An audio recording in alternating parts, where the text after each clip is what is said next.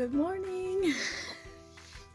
Today we're going to be making our gnome homes.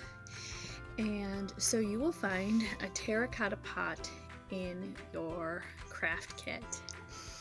And so today you have a lot of freedom with your gnome home. You can do this a couple of different ways, and it's really up to you. I do want to remind you that when you finish your gnome home, however you choose to do it, make sure that you send me a photo of it. You can email it to us at alfred@stls.org.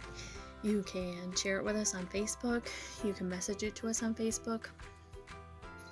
If you do that, you get entered to win more of our great summer reading prizes. So make sure you do that. But for today's project, you can either use markers or paint. So what I did for our sample is I just used markers. I found that to be a little bit easier than paint, a little less messy. And so you can paint, you can draw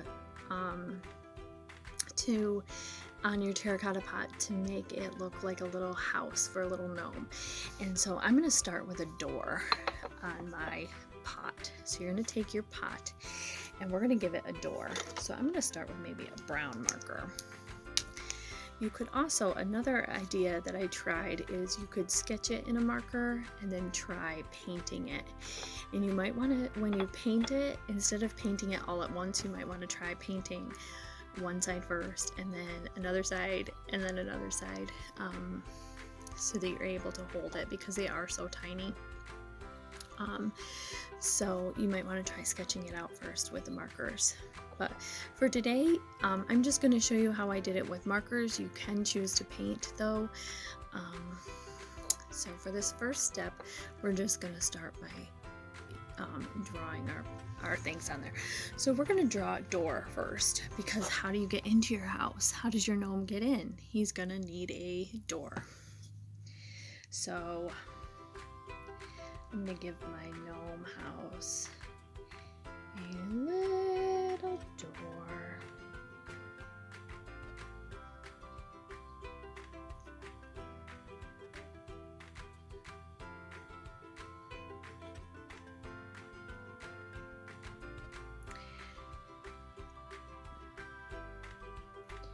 I'm going to kind of give it a whimsical window in there too.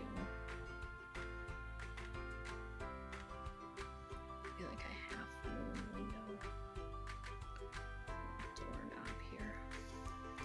So here's my door in my gnome home. You'll see in my first gnome home, I made it sort of a rounded door. This one is more square. Do whatever you want. And then what else does a house need? Well, let's color in this door first. What color is a good color for a door in a gnome home? I think red. Let's do red. Like a Clifford behind me there.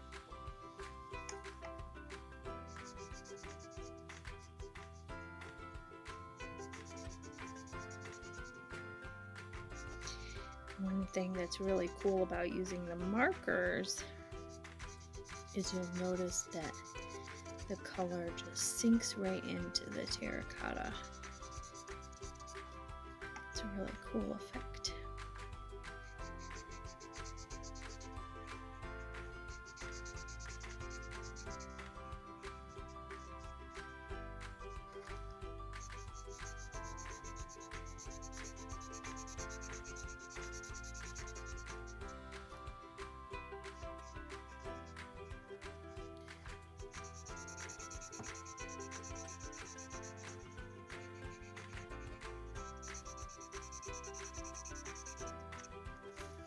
Here's my little red door for my gnome to go into.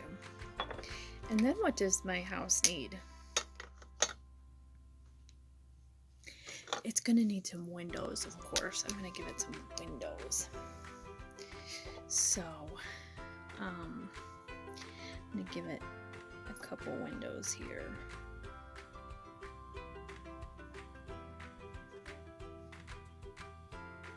I also like the markers because you have a little bit more control to to draw with, because they are so tiny when you're drawing things like windows.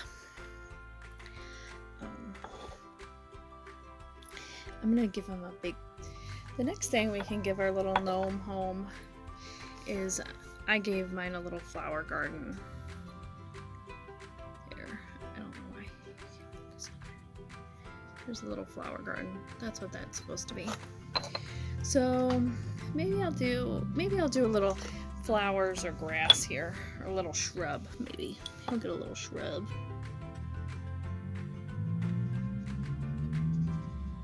And so here's our little flower garden for our gnome home.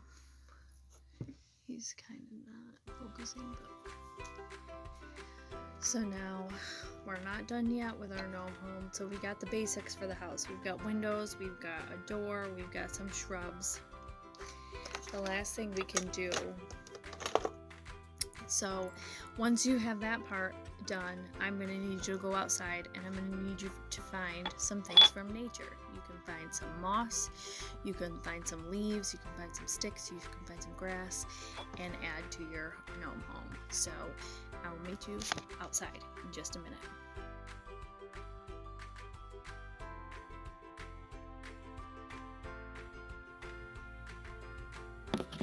Once you have some moss or a flower or a little bit of bark or whatever you find out in nature, then you can ask mom or dad or another grown-up to help you hot glue them to your gnome home, and then your project is complete. Enjoy!